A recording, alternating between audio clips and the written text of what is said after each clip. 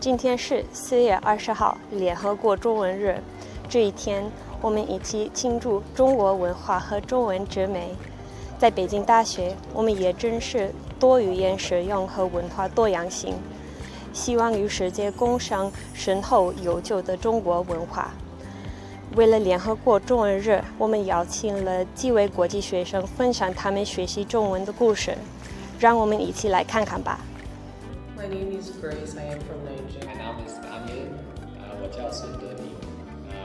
I am from Germany. My name is Annie or He Zhenghui. I'm from the United States. Hola, my name is Jorge y Zhuo. I am from Mexico, where we speak Spanish. I would say it started right in Lagos, Nigeria. I visited a Chinatown in that city. I can remember it was on our Chinese Spring Festival. So I walked into the space, the vibrant colors, the people, the culture. I find it really interesting.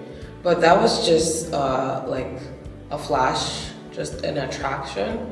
And then by the time it was time to go to the university, I settled to study linguistics. But I also wanted to study another foreign language aside from English. And my university has a Confucius Institute. So I went to look at the brochure, how their classes are taken, and then I decided to sign up. However, I never knew it was going to be in China. So after Confucius Institute, I came to China. So I was actually born and raised in Shanghai, so I spent quite a long time in China. And so I've learned Chinese on and off, especially having a Chinese mother, speaking it at home from time to time. But when I got to PKU, I took some intensive Chinese courses, and I think since then my Chinese has improved a lot. And I think now I'm still in the stage of trying to read sort of Chinese books, things like that. So that's where I'm at right now. I started studying Chinese in undergrad, and I had such a quality education with quality professors. So I've just been continuing to study ever since, and I was very happy to be able to continue the study at Yeqing Academy at PKU.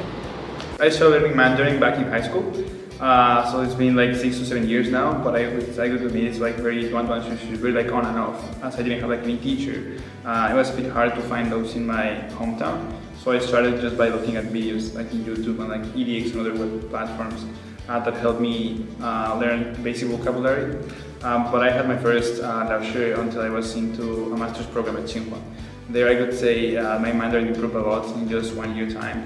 And then by the time I came to Beida, to the teaching program, it was improved like much further. So yeah, it's been a great journey so far. I also think because China is becoming an important global player, and I feel knowing about China, having a first-hand experience of China is very important, and a very way to access this experience is through the Chinese language. I think for me, on the one hand, it's having a Chinese family and being able to talk to them. So my grandparents, they live in Shanghai, and it's nice to be able to speak to them in Chinese. But I also think that it's something I want to do career-wise, to work between China and Europe. Being from Germany, I think is very important. So I think in both aspects, both personal and professional, being able to speak Chinese is really important. One aspect is that Chinese is so different from English, so it makes the work more exciting and interesting to me to learn characters so different than my native language. And also as an American, since Chinese and US relations are very important to the world, I think that I can also do good work through the study of Chinese. I think the fact that it's very challenging and very different to what we are used to. I would say maybe Spanish is my mother tongue, right? Makes it very interesting to me. Like back then when I was just in high school, it was just interesting to me to show to my parents, some of these characters that I was just like starting to learn how to write.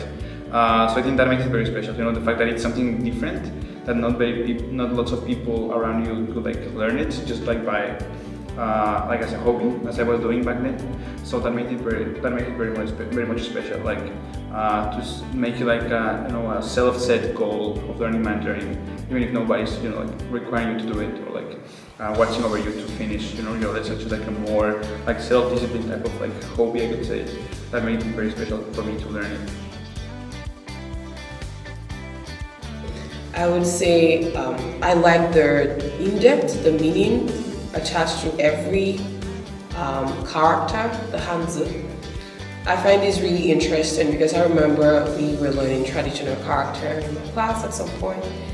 And yes, just I can guess the meaning of a word by just looking at the radical beside the word. I find this really interesting because this is different from the English language I am used to. What I've enjoyed, I think, most recently is just watching Chinese movies. I think it's been a great way to get to know sort of Chinese humor and also sort of in conversation with Chinese friends and such. So I think just ways of expressing humor in Chinese has been interesting for me to kind of get to know over the past few years.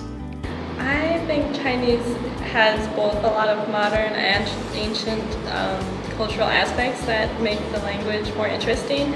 So I like to learn about calligraphy, which is something that's so ancient and long practiced. And then I also like modern things like Chinese music and games. I think it's very logical. It's very straightforward as well, and you can say lots of complex ideas in with very like short, a small number of hands. When I recently started working in a company, they use chemical terms, right? And I thought originally it used to be very hard. It was going to be very hard to use Chinese to explain, chemical compounds. But the fact that it's so logical makes it like very easy to kind of like translate from like English names of technical aspects into Chinese. So I love that aspect of Chinese, like being so I would say intuitive in some ways.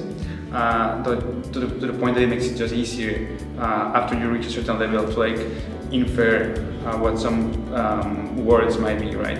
That's one of my favorite aspects of Chinese. It's like straightforwardness and like intuition, I could say.